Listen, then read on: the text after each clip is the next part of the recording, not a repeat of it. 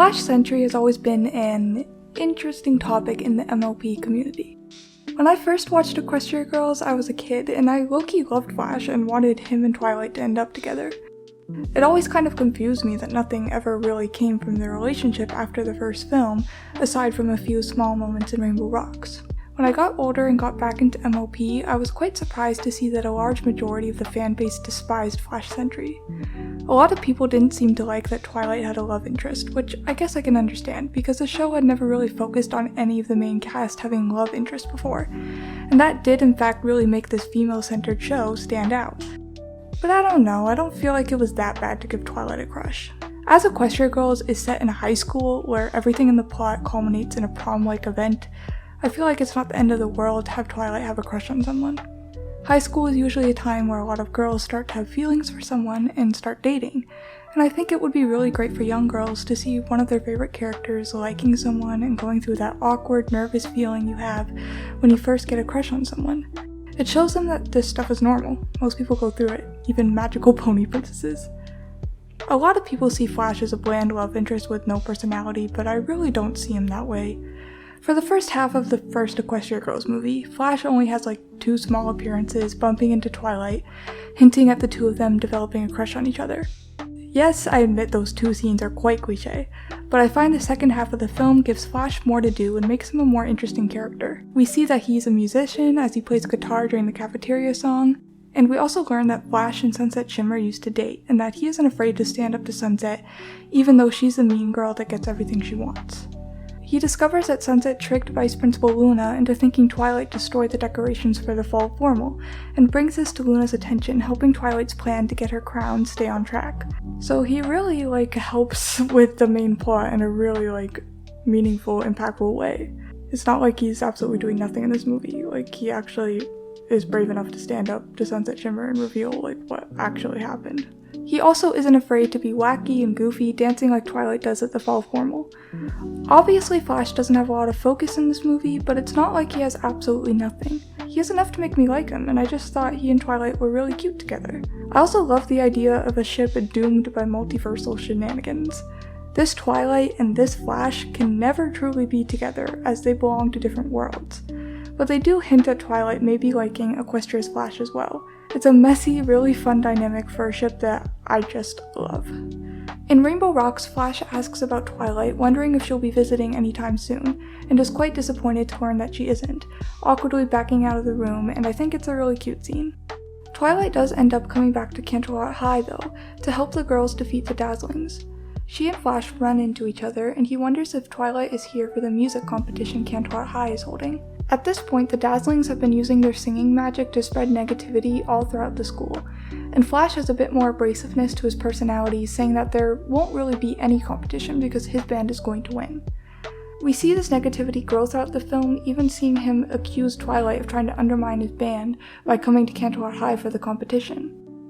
Twilight is very upset that Flash is angry at her, even though she knows it is because of the Dazzlings. At the end of the movie, when the Rainbooms defeat the Dazzlings, we get to see Flash run to Twilight so happy to see her, and the Rainbooms defeat the Dazzlings. Now that the Dazzlings' magic is worn off, we can see that he is always supporting Twilight and wants her to be her best self. We don't get anything else after this, however, which is unfortunate. After this, Flash only appears in even smaller doses, having a few awkward interactions with human Twilight Sparkle, thinking she is Princess Twilight Sparkle at first, and being quite confused to find out she isn't. He's shown to be confused over his feelings for his world's Twilight over the course of the Friendship Games film and Legend of Everfree, with Sunset stepping in to tell him he has to let Twilight go, when he is disappointed that human Twilight has a crush on Timber Spruce. Flash admits that he knows he shouldn't be that jealous, considering she isn't the Twilight he liked. I really like that moment in Legend of Everfree because I like the idea of Flash realizing how Sunset has changed, and I think it would have been cool if they built off of that romantic relationship throughout Legend of Everfree. I think Sunset and Flash are really cute together, and they have a lot of cute moments throughout the shorts and specials that make it easy to ship the two of them together. I personally do ship Sunset and Sidetwide more, but I also still like Sunset and Flash, and I would have liked to see them get back together at some point, or at least have them acknowledge them having some sort of feelings for each other again. I would ultimately want Sunset and Sidetwide to be endgame, but I think it was missed potential not to explore them a little bit. I mean, it was right there. It was teed up perfectly. And they just moved past it and it's never addressed again. I really don't know if they ever should have had Flash and Twilight end up together, but it was at least worth exploring. They should have had a breakup scene or something at least, like a bittersweet goodbye. Flash just really gets left waiting for a goodbye that never comes, which makes me quite sad. Even if they weren't going to end up together, at least we could have gotten some angst out of it. The main reason Flash didn't have much presence in Equestria Girls past Rainbow Rocks is due to a large majority of the fandom not liking him, mainly bronies. People just despised Flash, and I honestly think it was quite overdone. When I was looking at Flash's page on the MLP Wiki, I saw that apparently Flash's pony version was going to appear in the episode Slice of Life, asking Cranky why no one liked him, which dang!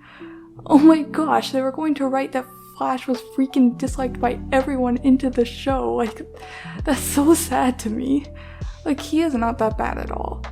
After Rainbow Rocks, he stepped more into the supporting character role, and he honestly plays that role well. I actually think he has a freaking hilarious scene in the special Holidays Unwrapped where he admits he has wanted to tag along on Sunset and the girls' cool adventures and stumbles awkwardly over his words like he has been known to do.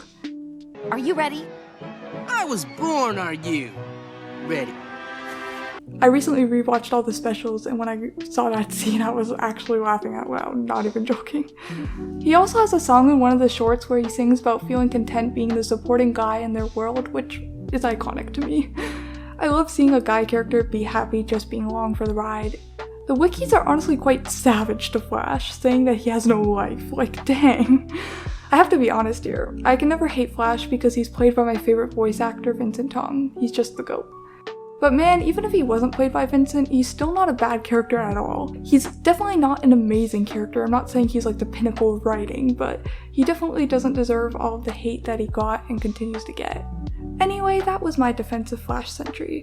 I hope you enjoyed, and I hope you're convinced to like Flash Sentry a little more because dude is not that bad. Thanks for watching, and please like this video and subscribe for more. Bye!